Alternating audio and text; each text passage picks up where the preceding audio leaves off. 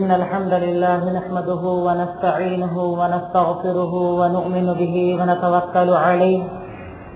ونعوذ بالله من شرور أنفسنا ومن سيئات أعمالنا من يهده الله فلا مضل له ومن يضلله فلا هادي له وأشهد أن لا إله إلا الله وأشهد أن محمدا عبده ورسوله أما بعد فقد قال الله تعالى في كلامه المجيد والفرقان الحميد فأعوذ بالله من الشيطان الرجيم بسم الله الرحمن الرحيم وأن المساجد لله فلا تدعوا مع الله أحدا وقال النبي صلى الله عليه وسلم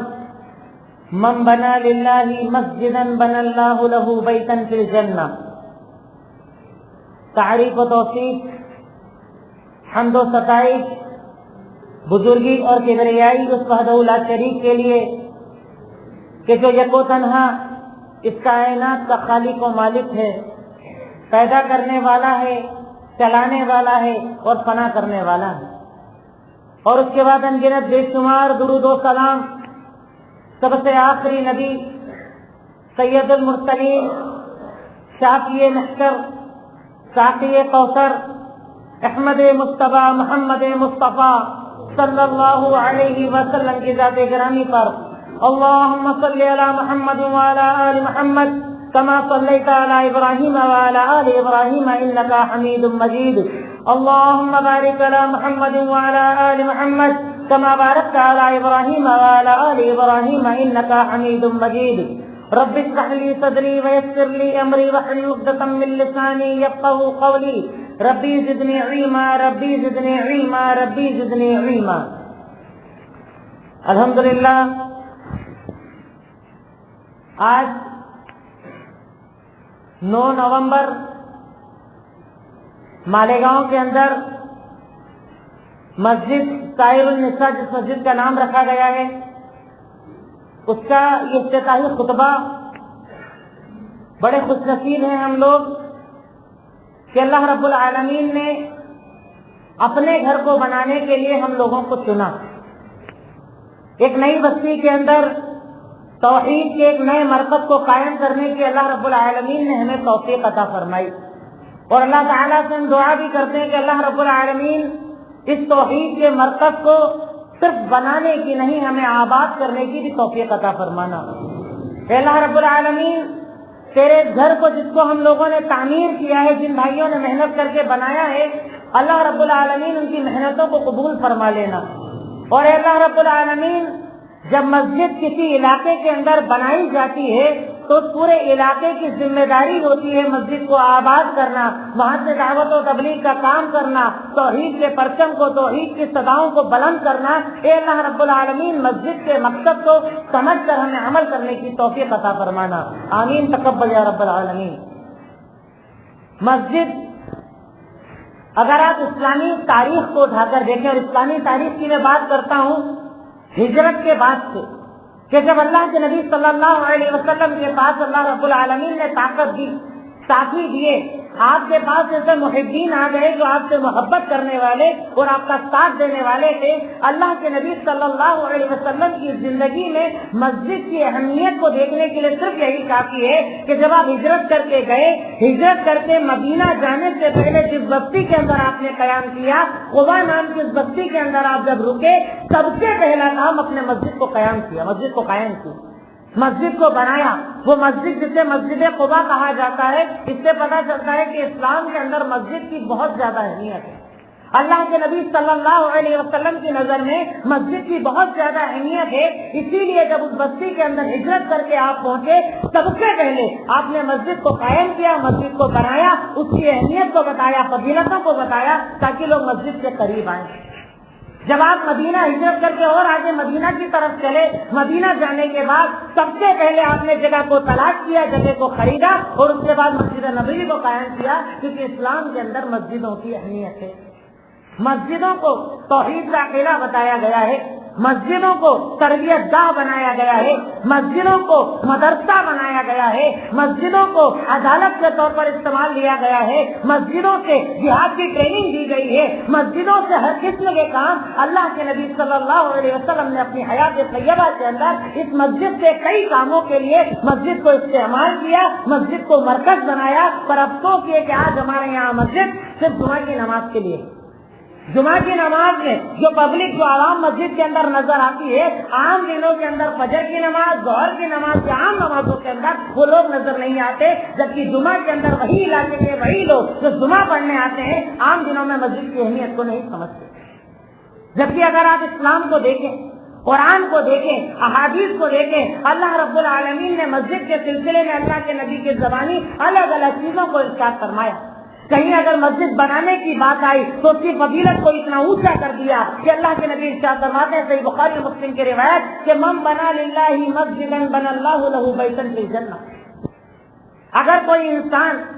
کوئی مرد، کوئی عورت اپنے مال سے، طاقت سے، ضرورت سے زیادہ بڑھ کر آگے بڑھ کر، چاہے زمین دے کر، چاہے سامان دے کر، چاہے پیسہ دے کر مسجد کی تعمیر کا کام کرتا ہے، جیسے جیسے وہ مسجد بناتا ہے اللہ رب العالمین اس کا جنت میں گھر بناتا ہے۔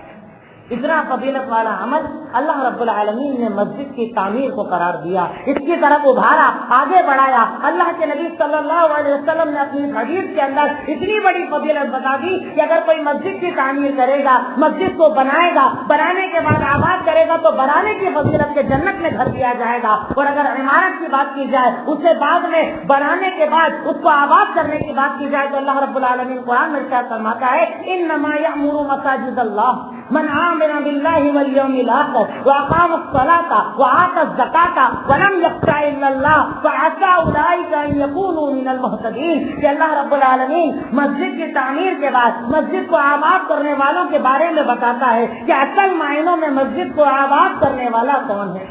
مسجدوں میں آنے والا کون ہے، مسجدوں میں عبادت کرنے والا کون ہے، مسجدوں میں نماز کے لیے حاضر ہونے والا کون ہے۔ اللہ تعالیٰ قرآن میں ارشاد فرماتا ہے کہ یقیناً اللہ کے ان گھروں کو، مسجدوں کو آباد کرنے والے لوگ وہ ہیں جو اللہ پر ایمان رکھتے ہیں۔ جس دل کے اندر رب العالمین پر ایمان ہوتا ہے، اس کی ذات پر یقین ہوتا ہے، اس کی وحدانیت کا یقین ہوتا ہے، اس کی عظمت کا احساس ہوتا ہے، اس کے بڑے ہونے کا احساس ہوتا ہے، قیامت کے دن کا ڈر ہوتا ہے، مرنے کے بعد کی زندگی کا ڈر ہوتا ہے، جنت کی طلب ہوتی ہے، جہنم کا خوف ہوتا ہے، یعنی جس دل کے اندر ایمان ہوتا ہے، آخرت کا ڈر ہوتا ہے، نمازوں کے قیام کا شوق ہوتا ہے، زکات کی ادائیگی کا اس کے اندر شوق ہوتا ہے، اور اس دل کے اندر اللہ تعالیٰ کا ڈر ہوتا ہے، یہی لوگ مسجد کو آباد کرتے ہیں۔ ورنہ مسجدیں بنانا یہ بہت بڑا عمل ہے، بہت بڑا ثواب ہے، پر بنانے کے بعد اس کی ذمہ داری ڈبل ہو جاتی ہے کہ اگر آپ نے اب بنا دیا اب آپ کی ذمہ داری ہے کہ اسے آباد بھی کیجیے، اور اگر آپ مسجد آ پاتے ہیں، اگر آپ نماز ادا کر پاتے ہیں، 5 وقتہ نمازوں میں مسجد آ پاتے ہیں تو الحمدللہ اللہ کا شکر ادا کیجیے کہ اللہ نے آپ کو ایمان والا بنایا،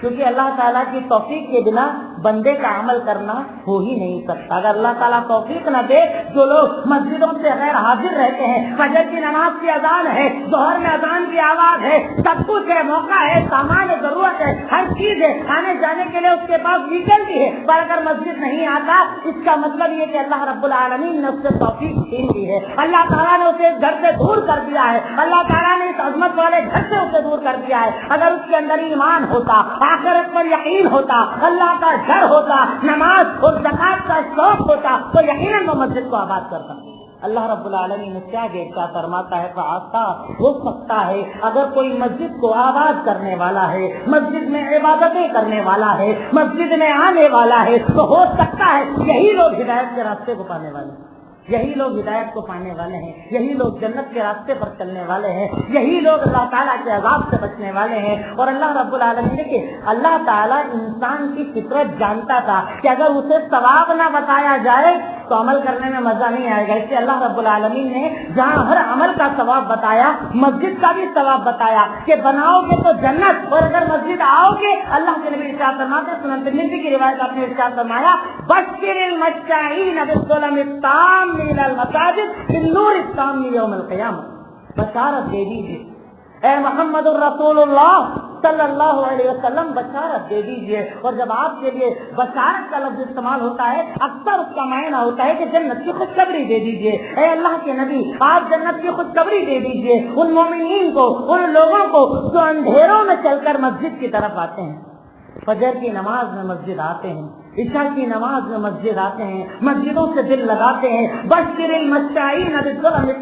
बहुत ज्यादा चलकर, दूर से चलकर आकर मस्जिद के अंदर, अंधेरों के अंदर जो लोग आते हैं, आप उन्हें बता दीजिए कि अल्लाह रब्बुल आलमीन कयामत के दिन उन्हें कामिल नूर अता कर देगा। अल्लाह ताला नूर उन्हें अता करेगा, अल्लाह ताला रोशनी उन्हें अता करेगा, सिराते मुस्तकीम पर उन्हें गामज़न कर देगा, आखिरत के रास्तों को आसान कर देगा, जन्नत के रास्तों को आसान कर देगा। ये बशारत है अंधेरों में मस्जिद की तरफ चलकर आने वालों को। पर हमारे यहाँ कौन है? वो लोग जो हर चीज से रिटायर हैं,